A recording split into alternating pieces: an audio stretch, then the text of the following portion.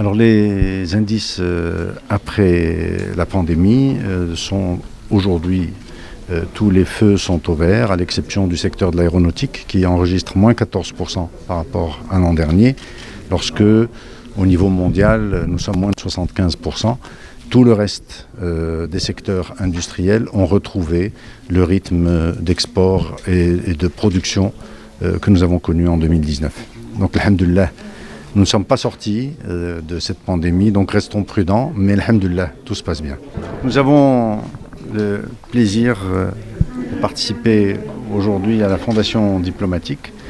Il y a 51 ambassadeurs avec lesquels je souhaiterais échanger, exprimer clairement où nous sommes arrivés aujourd'hui au niveau du Royaume du Maroc, sous l'impulsion de Sa Majesté le Roi Mohammed VI, que Dieu l'assiste, de façon à ce que l'ensemble des ambassadeurs puissent avoir une image à jour de l'état d'évolution de l'industrie, du commerce, de l'économie verte et numérique de notre pays, et d'échanger avec chacun d'entre eux comment nous pouvons ensemble développer l'économie marocaine et l'économie de chacun des pays qui seraient intéressés d'accompagner notre développement. Aujourd'hui, la Fondation diplomatique organise la 94e édition du Carrefour diplomatique, qui est une rencontre périodique à destination des ambassadeurs et représentants résidents des organisations internationales accréditées au Maroc et qui permet de pouvoir rencontrer une personnalité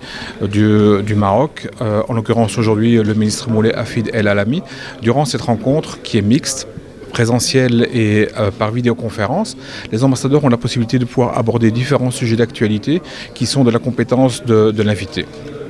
Aujourd'hui, bien sûr, la relance post-Covid, puisque le vaccin est en cours de diffusion au Maroc très prochainement. Ce sera le sujet principal de la rencontre. Quels sont les différents plans de relance? Comment le Maroc va réagir face justement à la phase 2, la deuxième phase après la pandémie du Covid? Pour la Suisse, c'est évidemment très important de pouvoir rencontrer le ministre. La Suisse est un acteur important dans l'économie mondiale et aussi, bien entendu, au Royaume du Maroc. Nous figurons toujours parmi les 10 plus grands investisseurs étrangers au Maroc, avec des grandes entreprises multinationales, mais aussi des plus petites entreprises. Et nous sommes aussi très enclins à favoriser le transfert de technologies. Et surtout dans cette période de post-Covid qui va commencer, on l'espère, très prochainement, il s'agit pour toutes les entreprises et pour tous les pays de raccourcir les chaînes de valeur. Et le Maroc a là un rôle particulier à jouer.